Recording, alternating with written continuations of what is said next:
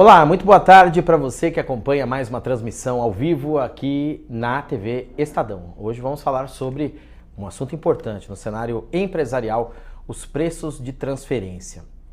Preços de transferência e como as grandes empresas, as grandes corporações estão se organizando para modernizar suas operações financeiras, também comerciais, entre partes sediadas em diferentes jurisdições tributárias. Como é que isso vem acontecendo e a movimentação nesse cenário. Para falar sobre tudo isso, eu recebo aqui, nesta tarde, o Carlos Ayub, ele que é sócio-líder de preços de transferência da Deloitte. Boa tarde, Ayub, bem-vindo. Muito obrigado, Daniel.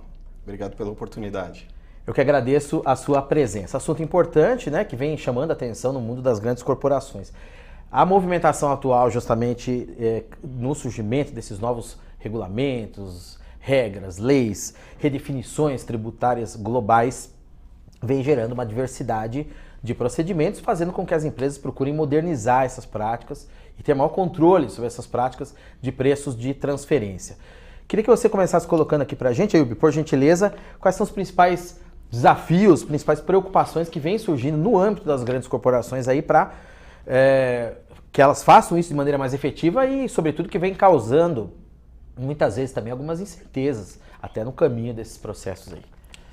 Pois bem, Daniel, a globalização, de uma maneira geral, ela intensificou o comércio internacional, principalmente envolvendo empresas do mesmo grupo, partes relacionadas, né? Então, isso, obviamente, trouxe algumas consequências para o contribuinte. E algumas preocupações, vamos dizer assim. Algumas dessas preocupações, elas dizem respeito a entregar informações mais consistentes, mais confiáveis ao fisco. Tá? A outra preocupação é a intensificação e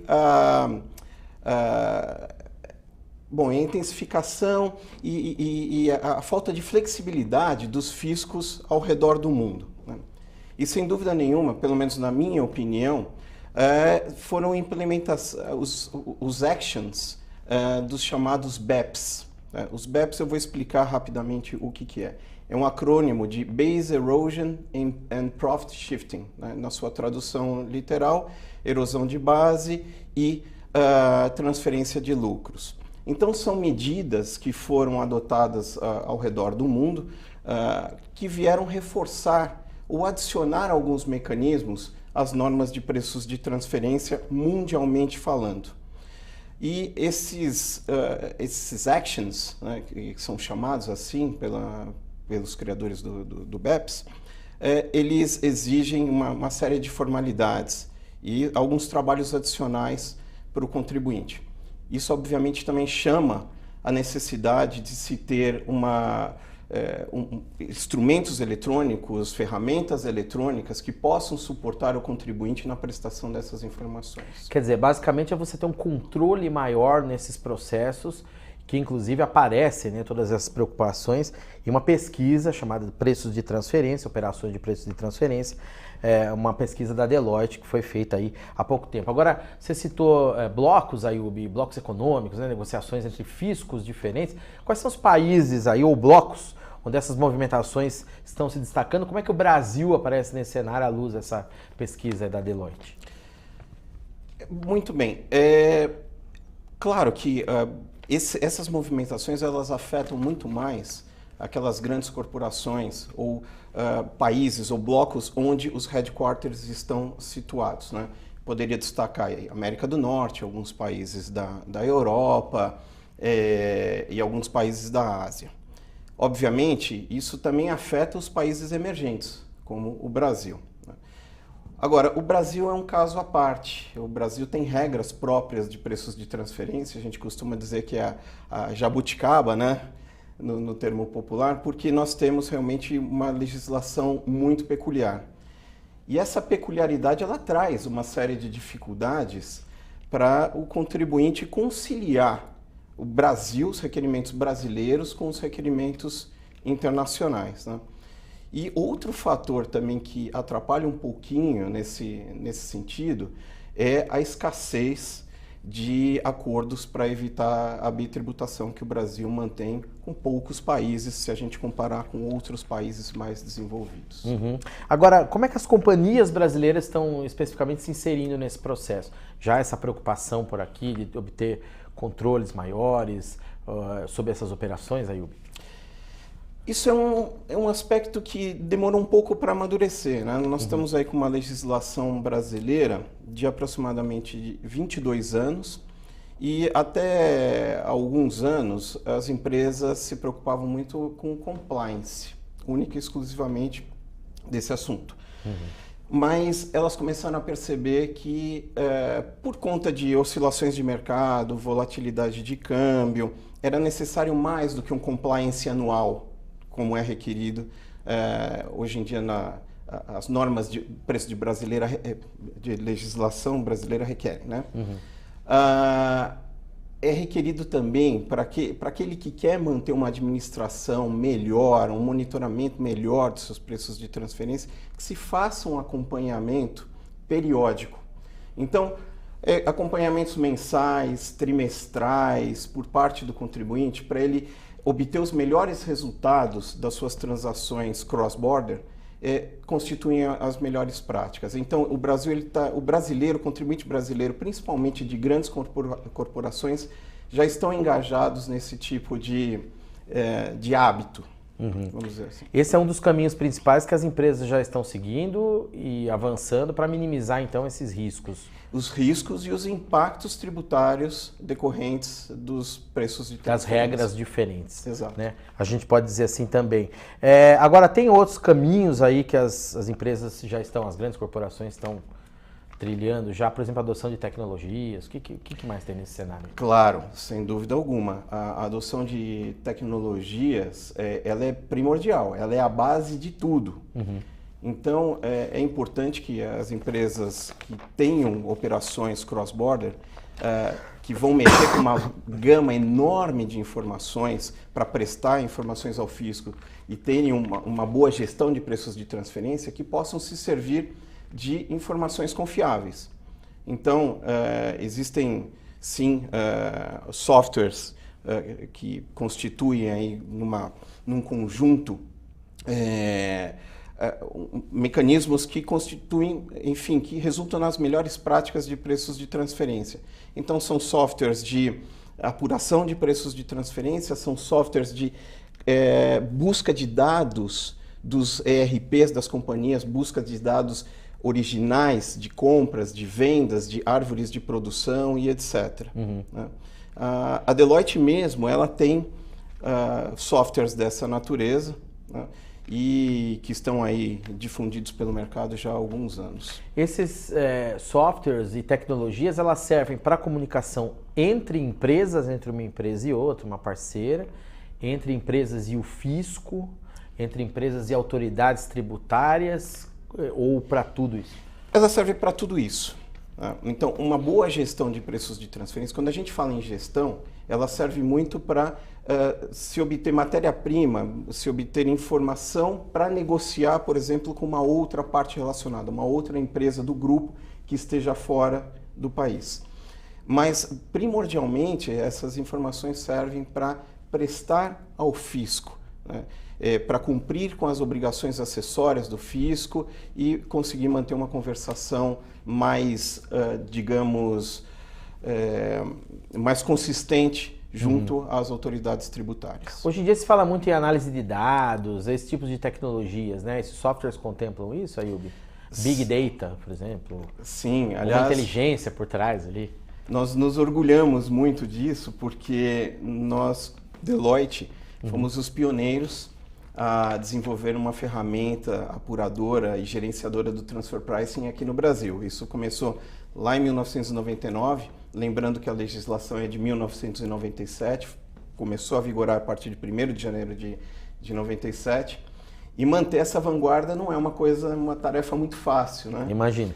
Então, nós desenvolvemos recentemente um software, uma ferramenta de analytics, que traduz essas informações dos cálculos de preços de transferência, que normalmente é uma coisa que é mais palatável para o profissional da área tributária, ela também se torna mais palatável para profissionais de outras áreas, como área financeira, área comercial.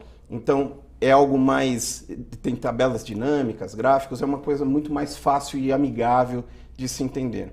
Uma outra tecnologia que nós desenvolvemos recentemente e lançamos no mercado é um SaaS do nosso software, apurador e gerenciador de preços de transferência. O que é um SaaS? É um Software as a Service. É um cloud base que foi lançado primordialmente para atender o small e o middle market, ou seja, para as empresas que têm o bolso um pouco mais raso. Interessante, eu vou democratizar isso também, esse tipo de acesso a essa informação. Porque tem muitas empresas que ainda acham que esse é um trabalho muito caro. De fato, ele pode ser caro, mas isso depende muito do número de transações que uma companhia tem, dos números envolvidos. Mas existem empresas de menor porte que também necessitam de algum recurso. E aí nós lançamos esse recurso e disponibilizamos para empresas de menor porte. Legal. Falando aqui com o Carlos Ayub, sócio-líder de preços de transferência da Deloitte. Ayub, pegando o gancho no que você falou aí do profissional, né, da área de preços de transferência, profissional da área tributária, nessa pesquisa que a Deloitte fez a respeito desse assunto, apareceu ali um certo gap aí na formação, na criação de equipes de profissionais dentro das companhias dedicadas especialmente a preços de transferência. É uma área relativamente nova, você falou, né? Que está mudando, está evoluindo, nós também já falamos. Quais as empresas realmente vêm enfrentando essa dificuldade de ter um time especializado, ou times especializados para essa finalidade? E que falta isso vem fazendo? Daniel, esse é um problema que nos assola diariamente, porque a Deloitte é a empresa que mantém o maior time de profissionais de preços de transferência no Brasil. Então nós estamos sempre em busca de profissionais que queiram se enveredar nessa área. Mas é difícil encontrar profissionais que tenham algum tipo de experiência, algum tipo de formação nesse assunto. Então, o que nós fazemos? Nós vamos a universidades ou então vamos em busca de jovens recém-formados na área de contabilidade, economia, administração de empresas, tecnologia da informação, relações internacionais e formamos esses profissionais. Então, damos treinamento, os expomos a experiências com clientes, com o fisco, para eles ganharem musculatura. Então, é um trabalho bastante gratificante, sem dúvida alguma, formar esses profissionais, mas às vezes é um pouco inglório também, porque nós mandamos esses profissionais para campo e em campo eles estão numa vitrine. E muitas vezes esses profissionais encantam os nossos clientes e aí eles são assediados, né?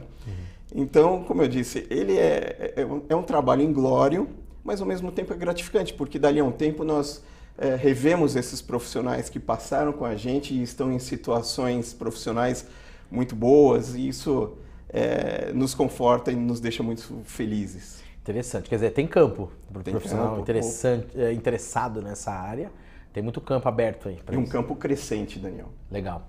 Agora, falando também sobre esse aspecto dessas atividades da companhia trazer isso para dentro do dia a dia dela, a terceirização, por exemplo, pode ser um caminho também, empresas que surgem especificamente com a finalidade de prestar esse tipo de serviço em relação a preço de transferência para outras companhias. Isso já é tendência, vem acontecendo ou pode acontecer? Vem. Hoje nós atendemos uma base de aproximadamente 250 clientes ativos. É algo que a terceirização é algo bastante salutar para as empresas que buscam excelência em trabalhos de preços de transferência, né? Mas eu diria que essa terceirização, principalmente em grandes companhias, em companhias que têm alguma complexidade nessa área de preços de transferência, essa terceirização ela deveria trabalhar junto com uma estrutura interna das companhias. Tá? Por que isso? Porque um trabalho a quatro mãos, ele chega mais perto do que é uma excelência. Sim, tá? Sem dúvida. E de que maneira que isso acontece? Nós temos aí o profissional terceiro, que tenha a experiência e todo o conhecimento técnico necessário para prestar um trabalho de preço de transferência, tem experiências com o fisco, ele tem um benchmark interessante, porque ele rodou empresas de diferentes segmentos de indústria, mas tem uma coisa que esse profissional ele não tem, e que depende de um profissional de dentro da companhia contribuinte, que é o conhecimento das operações, do dia a dia dessas companhias. Então, esses dois aspectos, esses dois espectros combinados, é que fazem com que a gente tenha os melhores resultados possíveis. Essa conversa próxima, né? Claro, sempre. Agora, Ayub, em relação a gente falou aqui, tem muitos padrões, leis, normas, regulamentos, os fiscos são os mais diferentes possíveis. Você citou o exemplo do Brasil mesmo, onde nós temos uma legislação peculiar, talvez, uma regulamentação peculiar nesse aspecto. Alguns países negociam em bloco, outros não. É possível você chegar a um padrão único para tudo isso? Ou depende caso a caso? A companhia que às vezes tem operações em vários lugares tem que ter 3, 4, 5 padrões. Como que funciona exatamente para a companhia racionalizar mesmo o seu recurso e chegar ao mínimo possível para operar com eficiência nesse campo dos preços de transferência? Dá para padronizar até certo ponto. Então, quando você padroniza um trabalho a partir de um headquarter, isso vem top-down para as empresas que fazem parte do mesmo grupo econômico, existe um ganho no sentido de minimizar risco, diminuir custo da operação, uma harmonização do approach global. Então, tudo isso traz um ganho interessante, um ganho em diversos aspectos, né? Só que a gente precisa prestar atenção no seguinte aspecto. Existem outros países afetados, né? Quando você fala de um grupo econômico, tem um que determinou padrões e os outros que devem seguir esses padrões. Só que cada país tem a sua peculiaridade. Agora, eu vou até tirar o Brasil, que é um monstrinho, né? Um caso à parte. É o diferentão aí nessa história, né? Então, eu vou falar de outros países mesmo que seguem as normas da OCDE. Esses países também têm peculiaridades que devem ser observadas. E se não observadas com cuidado, se não forem tratadas essas peculiaridades com a maneira adequada, é muito provável que o resultado final seja uma bitributação dentro do grupo econômico. O que é ruim, obviamente, para a companhia, claro. Depende também da área de atuação da companhia, por exemplo, claro, dependendo do campo de atuação da empresa, enfim, também tem as suas particularidades e regras diferentes. Claro, alguns campos, algumas indústrias, elas são mais suscetíveis do que outras, devido a diferentes margens de lucratividade que uma alcança. Incidências diferentes de impostos, enfim, sobre todos os campos, etc. Muito bem. Então, frente a tudo isso e o futuro que até agora as companhias, e a pesquisa mostra, né, da Deloitte, as companhias ainda estão descobrindo, enquanto ele acontece, né, em meio ao seu dia a dia. Quais são as principais sugestões que você deixa estratégicas, Ayub, para melhorar esse processo, reduzir os riscos, reduzir os danos, esses riscos de bitributação e tornar tudo isso na área de preço de transferência, esses processos mais eficientes? Resumindo aí a nossa conversa. Primeira coisa, Daniel, sair um pouquinho daquele pensamento de que o transfer pricing é um mero compliance. Então, o monitoramento, o acompanhamento desse assunto é extremamente importante para que se tenha uma boa gestão de negócio. E por que eu estou falando de negócio? Nós estamos falando de informações que vêm desde a compra da matéria-prima, passa por uma cadeia produtiva e chega até o consumidor ou o revendedor ali em forma de vendas. E tudo isso, obviamente, impactado por diferentes tributos em cada uma dessas etapas, né? Então, é importante para que as empresas tenham o melhor processo possível e o melhor monitoramento possível, que se tenham ferramentas eletrônicas adequadas para cumprir todas essas etapas. Então, mais uma vez, você ter um software, uma ferramenta que faça a extração dos dados do ERP da companhia, tá? Principalmente quando a gente está falando aí de empresas que têm uma gama enorme de informações de matéria-prima, como são as montadoras, por exemplo, né? Imaginando que cada part number deve ter seu preço de transferência calculado. Isso é uma coisa de louco, né? Dizem até que é coisa para chinês aposentado, né? Eu não sou chinês nem aposentado, mas estou nessa área, né? Mas é uma loucura. Outro aspecto importante é que se tenha uma ferramenta adequada e já experimentada pelo fisco, conhecida pelo fisco e pelos contribuintes, de cálculo mesmo dos preços de transferência. E no final dessa cadeia, que se tenha uma ferramenta de analytics, porque é importante se traduzir de uma forma amigável, de uma forma online, quais são os efeitos daquelas operações que têm sido praticadas até então. Né?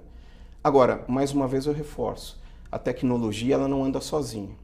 Precisa ter interlocutores preparados dentro e fora da companhia, dentro pelos próprios profissionais que conduzem esse assunto e fora da companhia através de consultorias, para que se tenha uma consistência, uma segurança na hora de prestar essas informações ao fisco.